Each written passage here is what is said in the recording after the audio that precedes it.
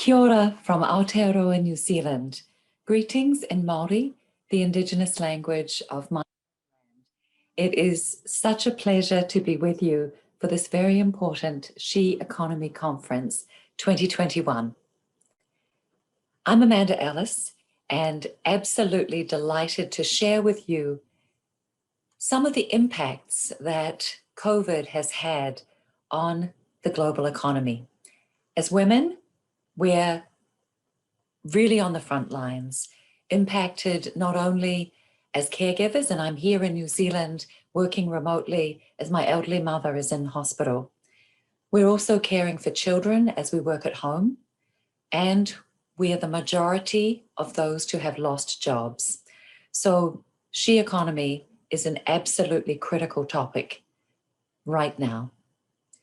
I'd like first to begin with an overview video that gives you a sense of where we as women and our international rights have traveled since the creation of the United Nations.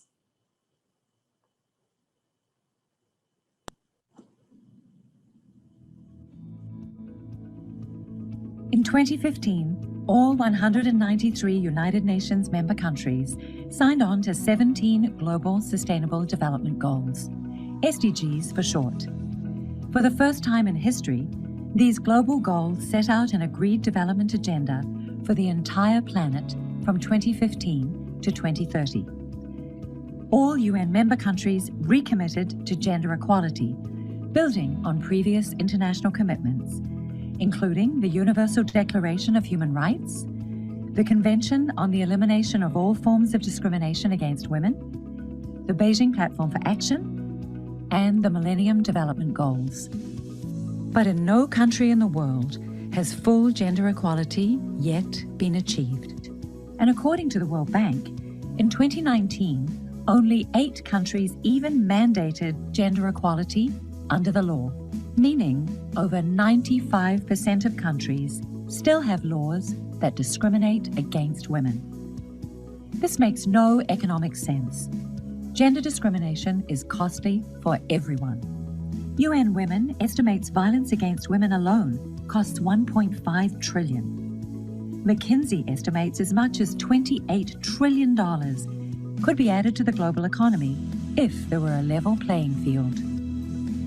At current rates of progress, it will take 257 years to reach economic equality. How can you help your country meet its obligation to SDG 5? Thank you, Judith, for convening this very important gathering.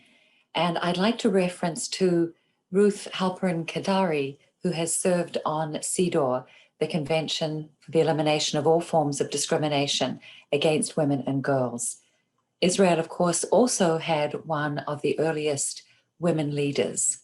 There are still only some 7% of women leaders globally, and 1 in 4 women are parliamentarians. So on the policy level, we still have a long way to go. There are a couple of updates.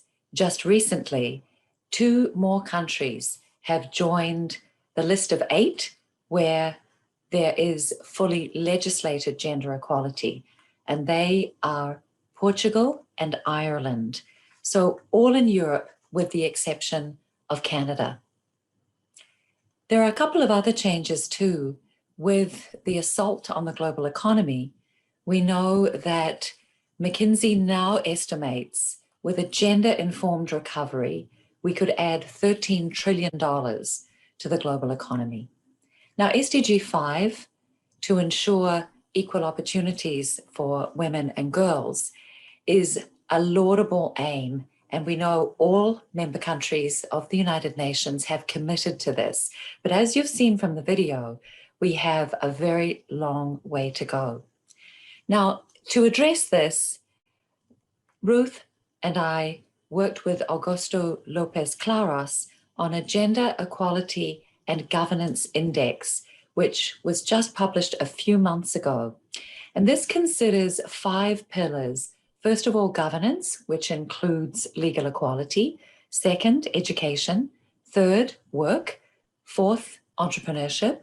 and fifth, violence. As you saw in the first video, violence against women is not only a terrible social scourge, but it is extremely costly economically as well. So I hope that you will have an opportunity to look further at the index. And I wanted today to take a deeper dive into some of the data sets which inform it. So the World Bank Women, Business and the Law Project is very dear to my heart.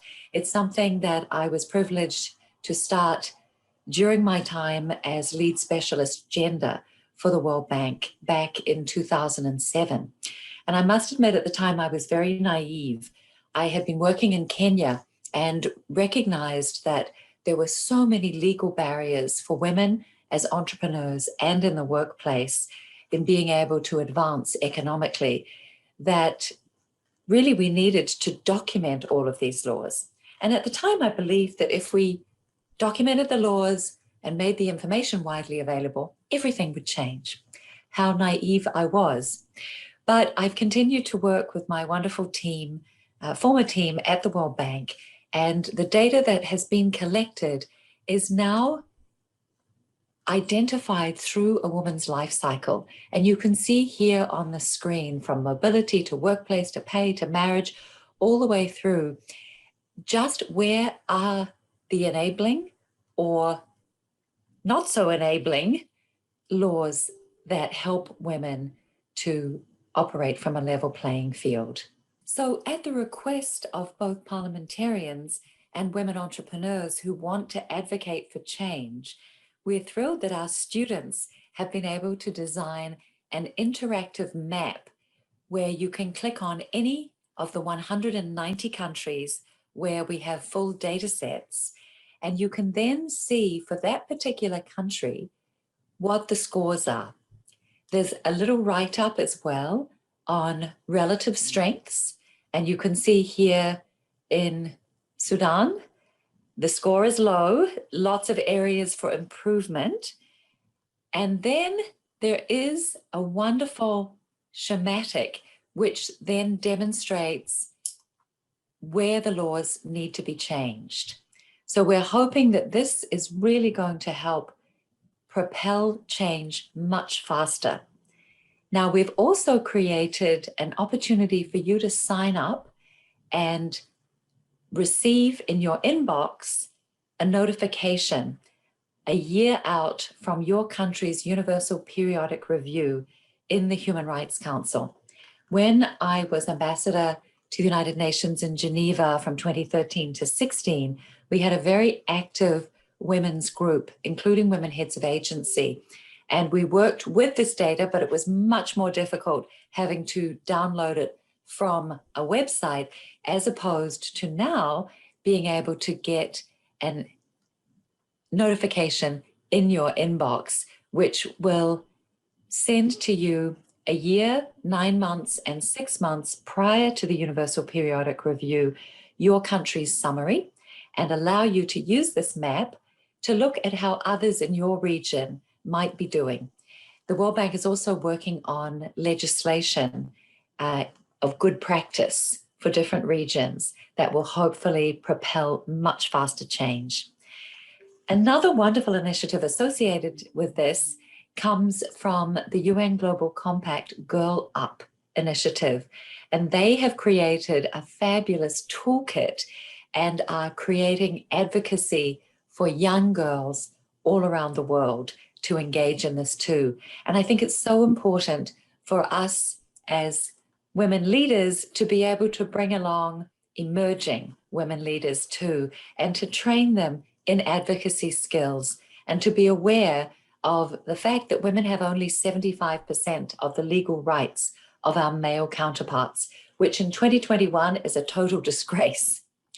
Now, of course, many of you are entrepreneurs and business women, and I wanted to leave you with a final program that you might be interested in being involved in. This is the We Women Entrepreneurs Empower United Nations Sustainable Development Goals Challenge.